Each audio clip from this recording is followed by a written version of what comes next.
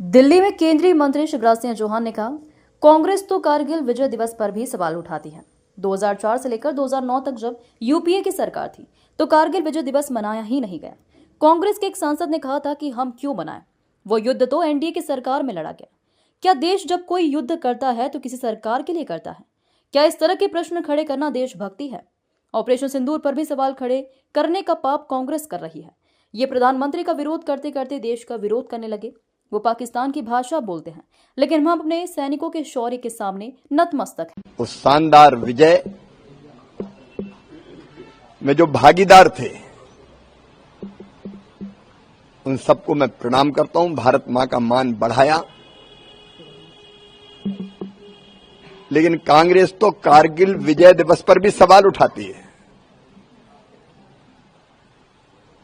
2004 से लेकर 2009 तक जब यूपीए की सरकार थी तो कारगिल विजय दिवस मनाया ही नहीं गया। यहां तक कि कांग्रेस के एक सांसद ने कहा था हम क्यों मनाएं, वो युद्ध तो एनडीए की सरकार में लड़ा गया।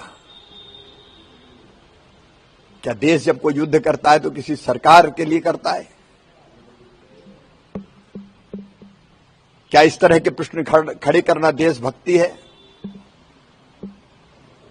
और केवल कारगिल पे नहीं, ऑपरेशन सिंदूर पर भी सवाल खड़े करने का पाप कांग्रेस कर रही है। इनको आनंद इसमें है कि अपना कोई नुकसान हुआ क्या। कांग्रेस की ये मनोवृत्ति राष्ट्र विरोध की सीमा तक जाती है। प्रधानमंत्री जी का विरोध करते करते देश के ही विरोध करने लगे। पाकिस्तान की भाषा बोलते हैं। पाकिस्तान इनके बयानों को पूरी दुनिया में उदाहरण देकर बताता है,